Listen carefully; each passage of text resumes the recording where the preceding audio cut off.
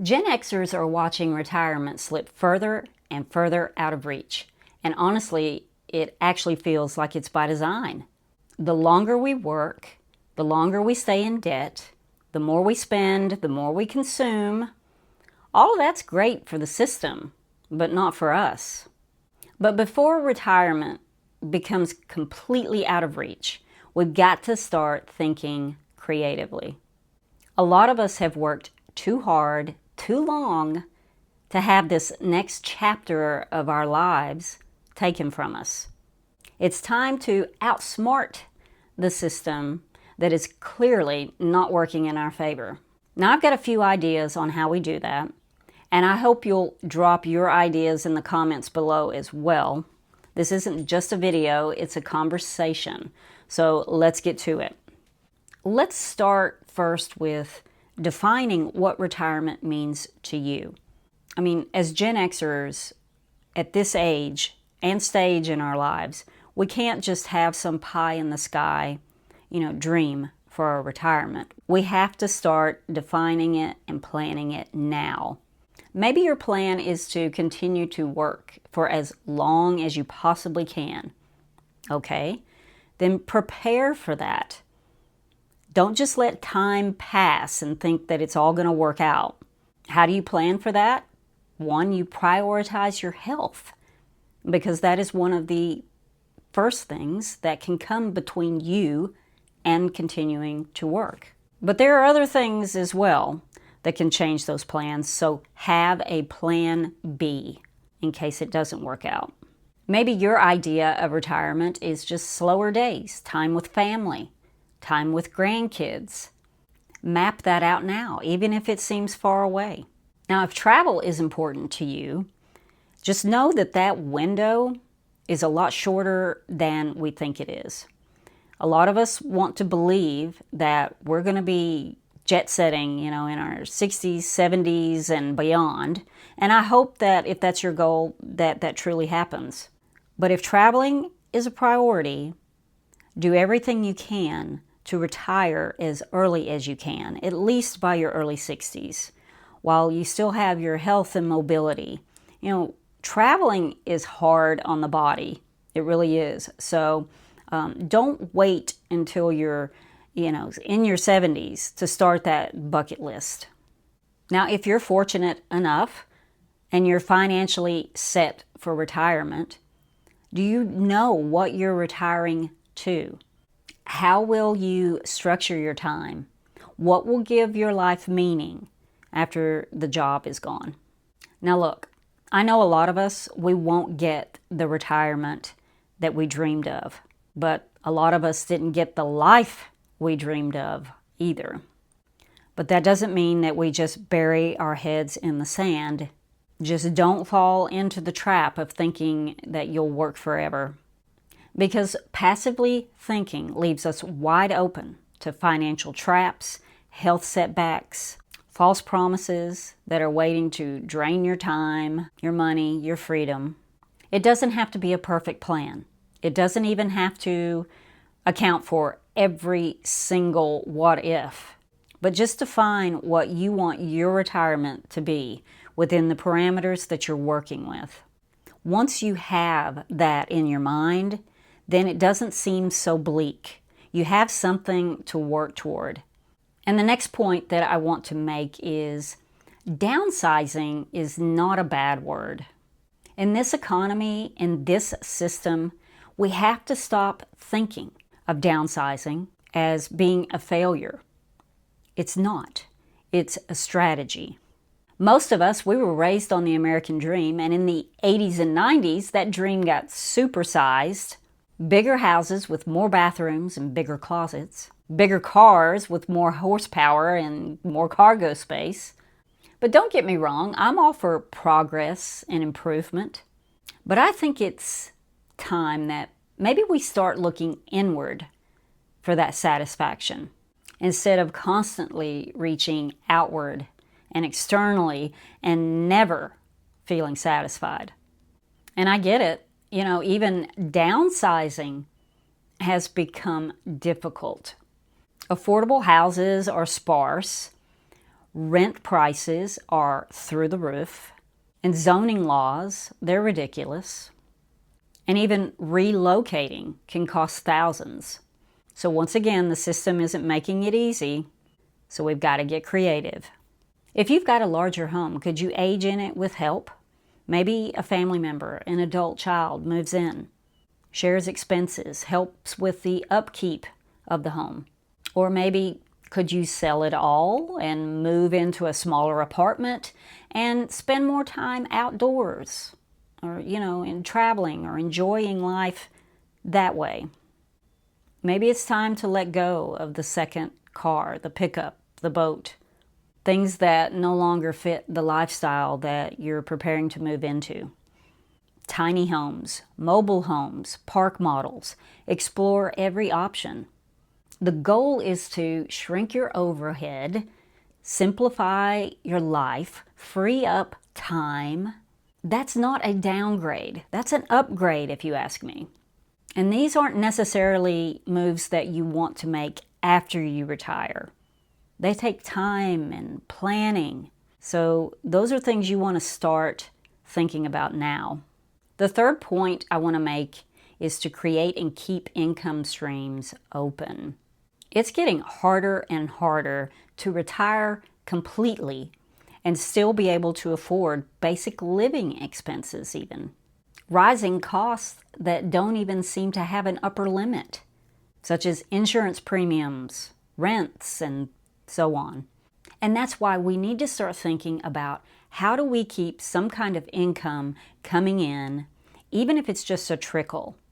And we all know this could look like rental or property income, stock dividends, part-time work, gig work, online work, consulting or tutoring.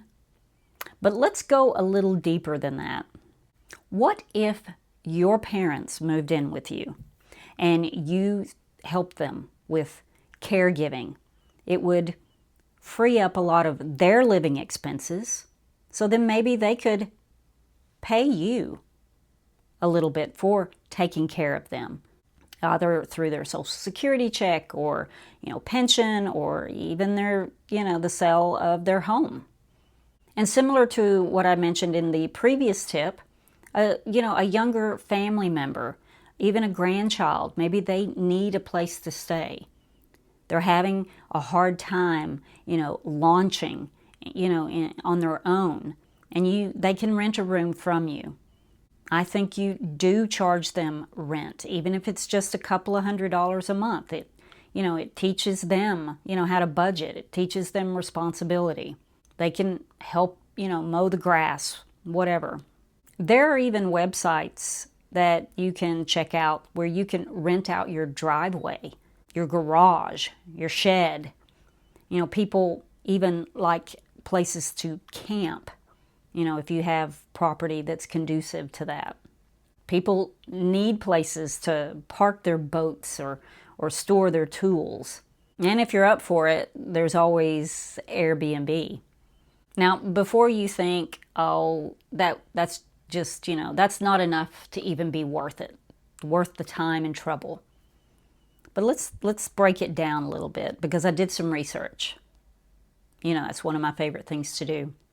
If you can keep around $333 coming in month after month, now that's around $4,000 a year, whether that's from people paying you rent or you work a part-time gig, that $4,000 a year, that's equivalent to an extra $100,000 in your nest egg. Now let me say that again. Just earning or bringing in just a little over $300 a month has the same effect as having an extra $100,000 in your retirement. That could be the difference between retiring now and working another 5 years. Or it could be the difference between eventually being able to retire and not being able to retire at all. So don't close off every income stream. Keep something flowing, keep something coming in. That's how we turn things around to work in our favor. And the fourth point I want to make is make your health the core of your retirement plan. I recently did a video on the number one mistake that some people make when planning for their retirement. And that mistake is not investing in your health. Seriously, that investment is worth more than your entire stock portfolio. A $1 million retirement fund won't do you much good if you're too sick, too tired, too broken down to enjoy any of it. And with the cost of health care rising every day, that money, that nest egg that you have, it'll feel like you've set fire to it when those hospital bills start coming in. You know what to do. I'm not going to lecture you. Just start with the basics. Cut out the super processed and restaurant food as much as you possibly can. Stay in motion. Know your health numbers. Focus on the positive things that you can do for your mind and body, and just take one step at a time. You can even look at taking care of your health as even a rebellious act against the system. Because as much as I hate to say it, the system seems to want us sick, and they seem to want to keep us sick. Choosing health, especially in your 50s, is how we beat that system. My fifth point is to spend less starting now, not later. If we can't control our spending now, what makes us think that we'll be able to magically do it in retirement? The truth is that we've got to break the spend, debt, repeat cycle now, not later. I mean, carrying balances on credit cards for everyday consumable things such as groceries and gas and utilities, that's a red flag. If we're relying on debt to survive now, how are we ever going to be able to retire? Once you get those cards paid off, nothing else can go on them that you can't pay off at the end of the month. And here's how we start shifting. We've got to control the spending urge. And I know it's hard. But what has helped me is I give myself one splurge category. For you, it could be coffee or makeup or video games. But don't pretend that you can afford all three. Pick one and stick to it. Give yourself permission to spend a set amount on whatever it is that you choose.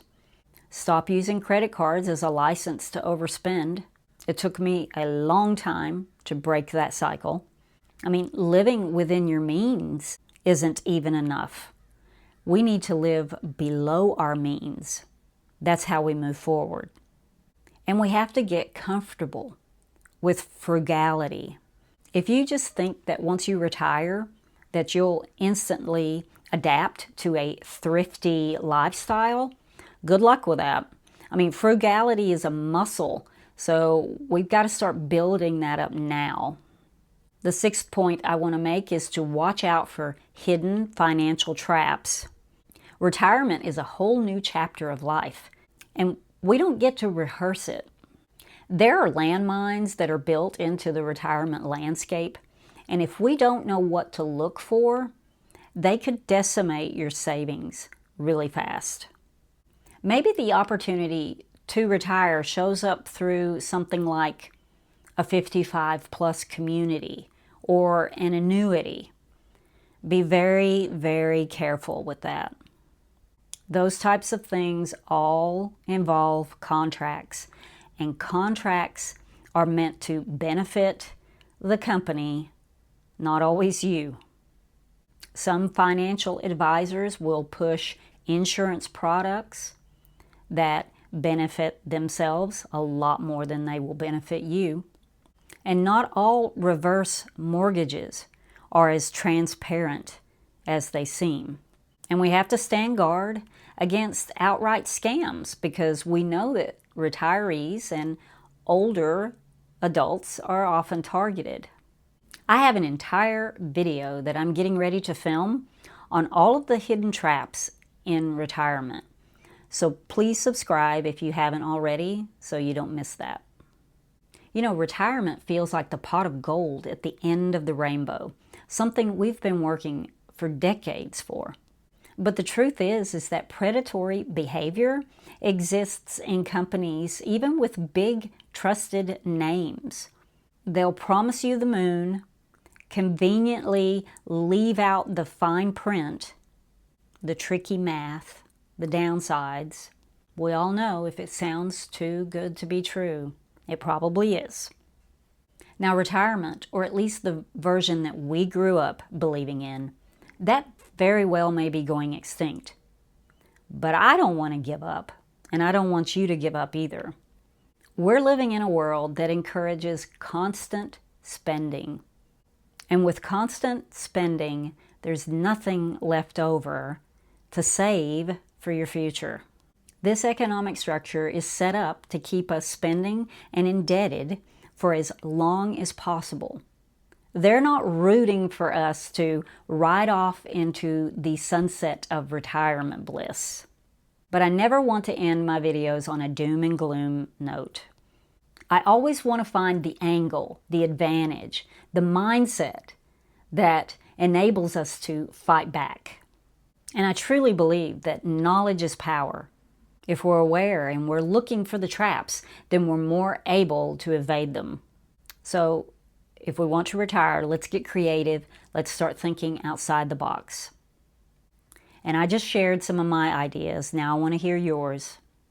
If you found this video helpful, I would love for you to subscribe. I would love for you to hit the like button. It helps my channel so much. And if you want to keep going with this topic, I'm going to link my Planning for Retirement playlist right here. I hope you have a great week. I'll see you in the next video. Bye.